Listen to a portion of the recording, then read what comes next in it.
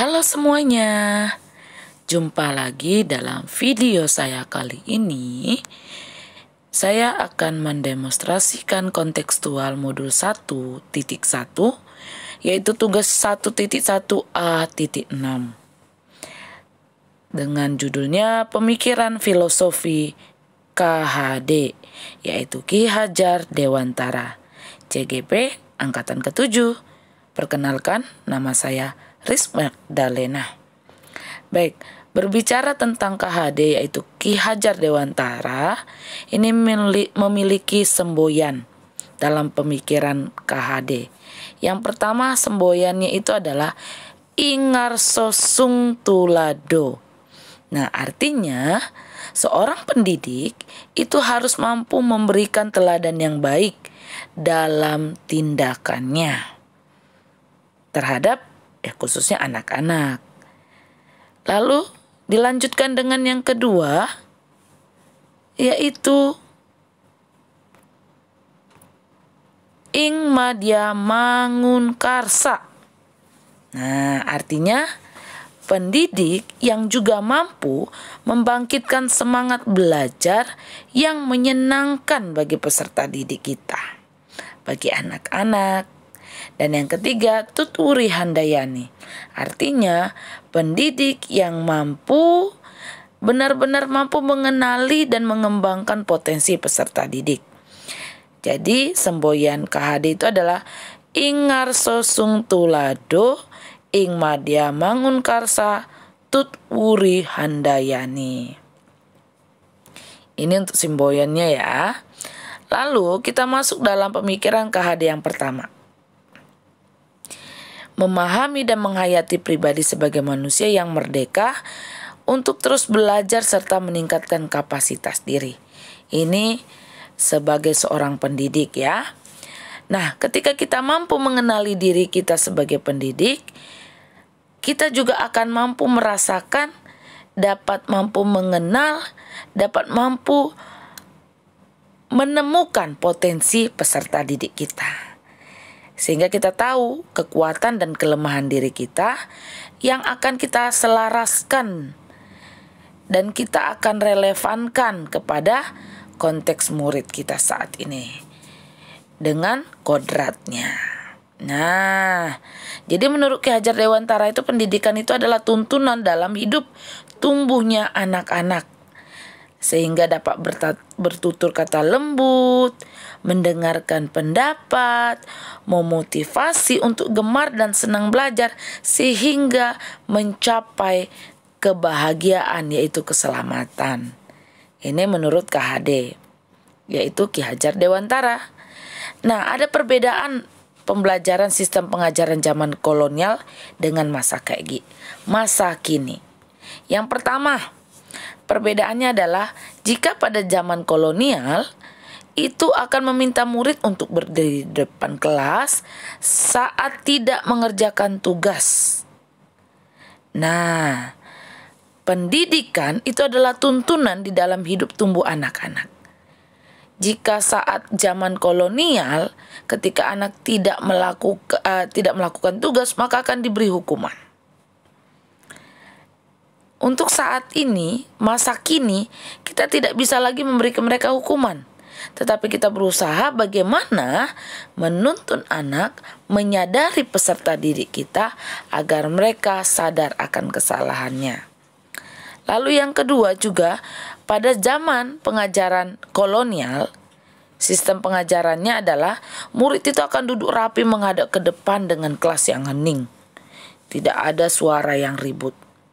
Tapi untuk masa kini tidak bisa kita melakukan hal ini.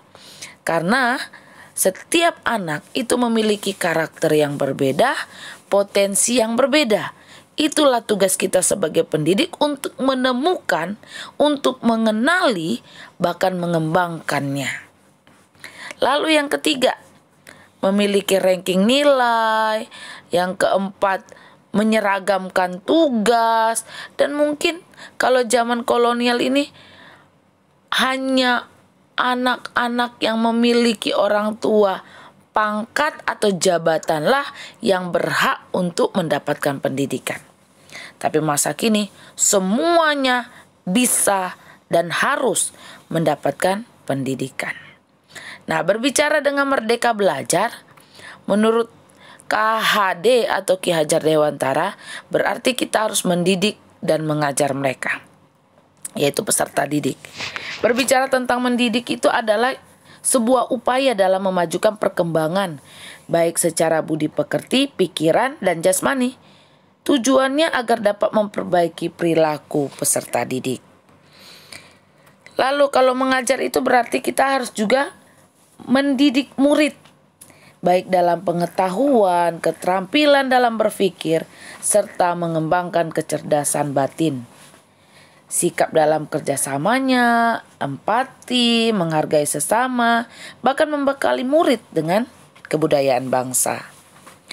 Lalu, menuntun peserta didik itu kita mengibaratkan pendidik menjadi seorang petani. Mendampingi murid artinya sebagai pendidik kita harus mengenali kodrat yang dimiliki oleh murid. Apa kodrat keadaannya itu kodrat keadaan yaitu kodrat alam dan zaman. Kodrat alam itu berarti kita berbicara tentang sifat dan karakter peserta didik. Karena lagi-lagi memang kita akan melihat setiap peserta didik itu akan memiliki sifat dan karakter yang berbeda-beda. Dan kodrat zaman yaitu mengikuti pada saat ini. Zaman saat ini. Jadi tidak sama lagi pendidikan zaman kolonial dan masa kini.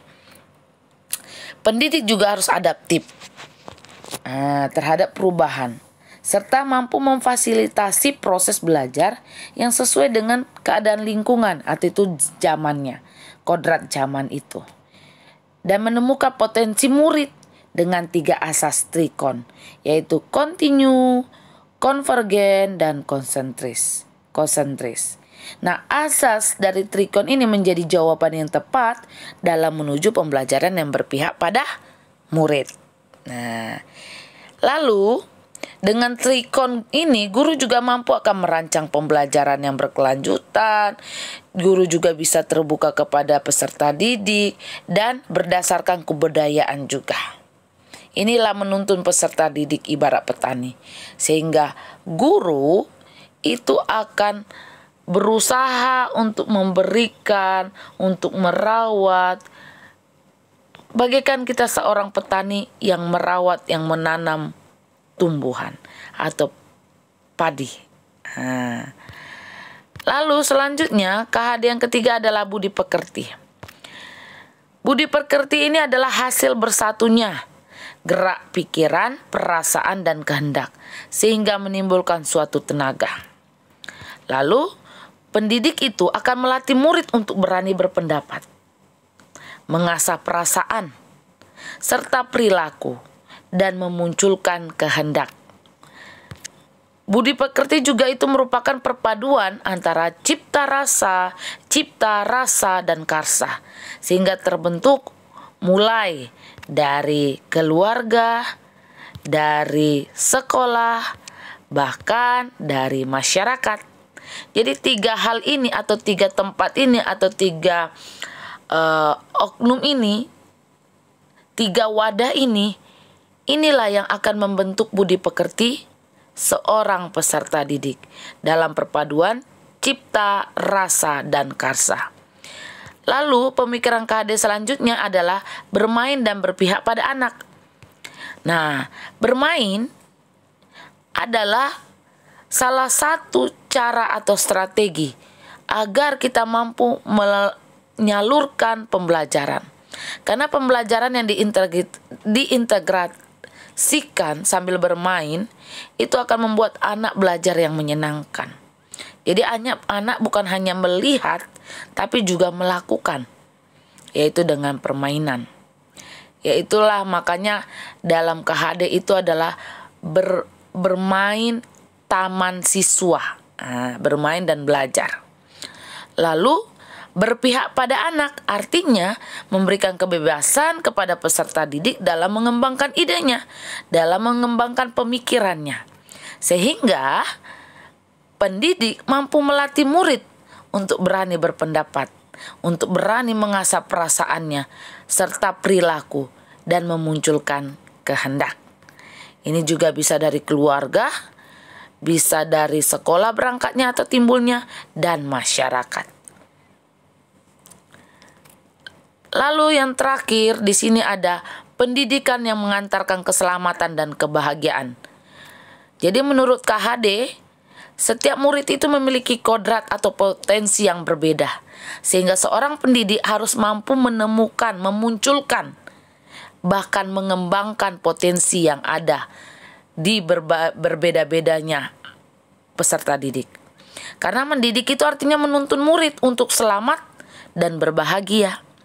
Pendidik juga harus memberikan pemahaman akan fungsi kegunaan pembelajaran dalam kehidupan mereka, sehingga melibatkan murid untuk merefleksikan pemahaman belajarnya. Dan tentunya dengan mengikuti profil pelajar Pancasila yang beriman bertakwa kepada Tuhan Yang Maha Esa dan berakhlak mulia, gotong royong, mandiri, berkebinekaan global, kreatif, dan bernalar kritis. Refleksi kegiatan itu bisa dilihat dalam channel YouTube yang saya sudah terahkan. Mungkin sekian dalam video pembelajaran kali ini. Sampai jumpa dalam video pembelajaran atau video selanjutnya. Salam sehat, salam bahagia.